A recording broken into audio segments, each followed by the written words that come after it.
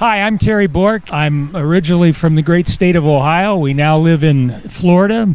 We've been involved in RAM events for 8 or 9 years now, and it's just a fantastic thing. So welcome to the OhioRAAM Show.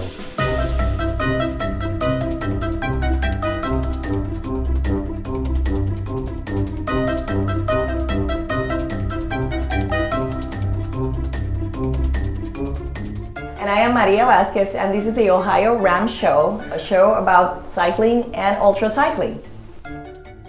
And I'm Lee Kreider, the producer of the OhioRAAM Show, and this is show number 197. Thank you, Terry Bork, for that introduction. It's always nice to see Terry. What a great guy. And the OhioRAAM Show comes to you from the Race Across America time stations here in Ohio, time stations 41 in Oxford, time stations 42 in Blanchester, Ohio, and time stations 43 in Chillicothe. And the OhioRAAM Show comes to you 3 times a month on the 7th, the 17th, and 27th of each month. Be sure to check the show notes. There's information there about today's guest. And also, you can connect with the OhioRAAM Show on the Facebook, Twitter, or Instagram, and there's links there in the show notes for that.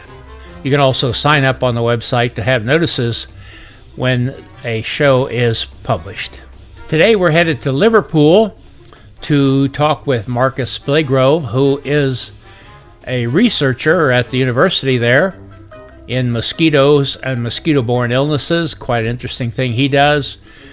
And also an ultracyclist. You know, it's interesting, all of the wonderful things that we've discovered about our ultracyclists, not only in the fundraising they do for all the charities, but in Marcus's case, he is researching how to stop mosquitoes from carrying things like West Nile and other diseases.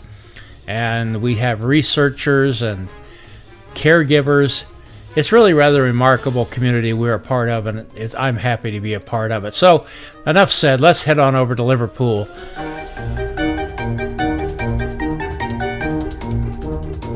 Well, hello, Marcus. They're in Liverpool. How are you doing today? Hi, Lee. I'm doing great today. I'd like to learn a little more about you and your career, what you do. I work on mosquito-borne virus transmission. I did my PhD a few years ago.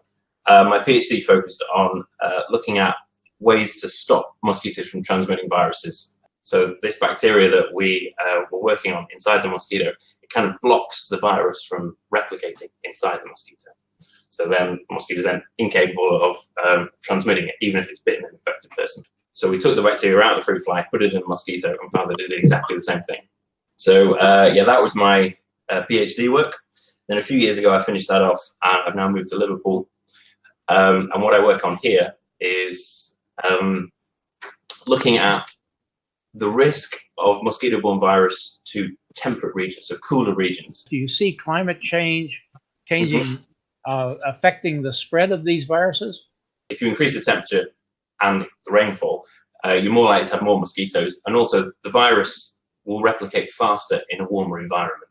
So the warmer the environment is, the faster the virus will replicate. Well, thank you very much, and we could go on talking about this for a long time because I'm quite curious about it. But Maria's sitting over here. She wants to talk about your bicycling, so that's what we got you on here for. Actually, I have to say something about the mosquitoes because coming from Puerto Rico, I mean, mosquitoes, I'm fascinated. I mean, have you seen the size of a mosquito? And, you know, all the damage that they can do. It's really interesting. Anyways, all right. How are you, Marcus? I'm great, thanks. And you? I'm doing great. Thank you for asking. It is so nice to have you on the show. I'm going to talk about cycling, not mosquitoes. So tell us a little bit about you, your background as a cyclist. How did you get into cycling? I've always cycled. I've always used cycling as a means of getting around. I started at university in London. There was no way of feasibly having a car in London and being a student. It was just, there was nowhere to park. It was just far too expensive. So I cycled a lot around London, and then also would cycle out of London over the weekends to kind of get out of the city. After I finished my degree, I then moved to Oxford, which was basically exactly the same thing. I was a student in Oxford. There was cars. It's impossible to drive around Oxford in the same sense. So again, I was just cycling around. around everywhere. I've never actually taken a driver's license, and also a driving test. I would just use it as a means of commuting daily, but then also at the weekends would start doing some longer and longer rides. And I got to the point, must be about 5-6 years ago, where I was doing some really quite long rides, sort of up to about 100 miles plus. That was kind of like my first sort of experience of doing these, I suppose you would call it ultra or almost ultra distance riding. And I was just really enjoying it. I would get to the end of these rides and found out I wasn't sort of as tired. I wasn't losing as much speed as you would expect at that point. I wasn't sort of absolutely knackered and just wanting to get to bed by the time I got to the other end. I just thought, well, I'll have a go at racing, you know. So the first race I entered was the UK 24-hour nationals, which is in at the deep end. I didn't bother with like a 10-mile time trial, 25-mile time trial, straight into the 24-hour, which was absolutely crazy. I really had no idea what I was getting myself in for at all. It rained quite a lot that first year. It was very cold in the night and then quite hot in the day. So it was the full range of conditions. I was woefully unprepared. I didn't have correct anything. I think I was trying to eat chocolate bars while I was trying to ride along, and it wasn't going well. Well, I did manage to finish. I think at a reasonable distance. I'm trying to remember what it was now. I think it's about 370 miles, which for a 24-hour for first attempt, I think it's fairly good. It's decent, of course. Yeah, it wasn't bad. So I was quite pleased with that, especially on my terrible nutrition. So then after that, well, that's a reasonable distance. I'll start trying to do this properly. I'll start trying to get the nutrition right, get the training right as well. Because before that, I sort of would commute around in the week and then do one long ride at the weekend. So after that race, I then sort of started doing a bit more turbo training, doing some more intervals and some shorter rides as well, shorter, faster rides as well as the long rides. And just gradually, I think almost every race that I've done since then, the distance has gone up almost every time. Mm-hmm. So I'm gradually getting there until the last one I did was Sebring in February. The distance there was, I'm trying to remember this, so recent I should remember. That was 476 point something. Yeah, really so close to 500 because I saw it. Yeah, that was both very happy with that and very disappointed at the end. I was like, yes, I've gone really far, I've broken my personal best. And I was like, oh, but it was so close to 500. I want to do 500. So that's one of my goals now is to get 500 in one of the 24s. Mm-hmm. There's not many people out there who have done 500. So no, there's not many. Although I see guys like Marco Ballo who does a 500 every single time he goes out. So I'll never be anywhere near as good as Marco. But it's if you do 500, you will be close to doing what Marco Ballo does. So he does them every weekend. I'll never be that close. Race Across America, I would love to do it one day. It's not really feasible for me at the moment. Obviously, qualified a fair few times to do it. Although I think the qualification is in 400 miles in 24 hours. Yeah. What else is on your mind? What else is in the future for you? What else? So kind of the big thing that I've been going for these last couple of years and this year as well is the UMCA, now called the World Ultracycling Association. They do like a 24-hour, 12-hour championship. So the one thing I've been going for is the 24-hour championship in the UN. So for that, you've got to do 3 24s in 1 year. And then it's the aggregate mileage of those 3.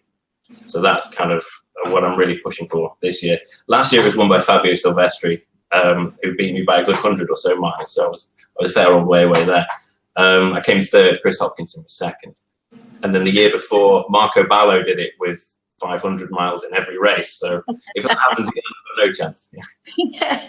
You're really close. I mean, you're really close to that number. So one race. I have to do it again a few times to even come close to doing what Marco's done. Which, yeah, that was incredible. His year that year. The next one will be where it all started. Is the UK Nationals. So we call it the Mersey Roads 24-hour. So that's the start point of that race is probably only about 50 miles away from where I live. I know these roads. I like these roads. When's that race, Marcus? When is the race? That is usually the 3rd weekend of July. You went to Oxford, correct? Yes. Yeah. I read that. My PhD. The first time my wife and I were in Oxford. We arrived on our tandem bicycle from the west, came in by the train station. Marcus, I never saw such a tangle of bicycles in my entire life at that train station. I think there's more bicycles in that train station than the rest of the UK put together.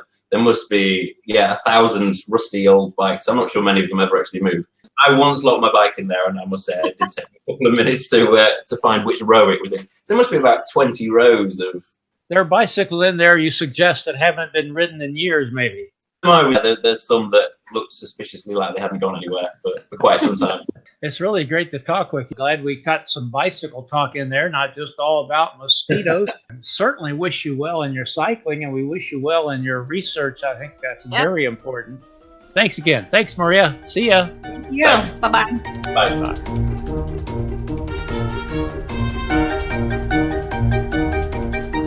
Well, thank you, Marcus, for being with us. We wish you well in your cycling, but we also wish you well in your research into mosquito-borne illnesses and how they can be stopped. And, of course, thank you, Maria, for hosting the show once again. We want to thank you who watch the show, particularly those of you who support the show on social media with your likes, shares, pluses, whatever. Again, be sure to check the show notes for more information on Thomas and for how you can follow the show. On our next show, we're going to go back to India once again to visit with Kabir Bashir, an ultracyclist, and we will hope to see you then. Goodbye, Maria. Goodbye, Lee. Goodbye, everyone. See you in about 10 days. Music by Kevin MacLeod.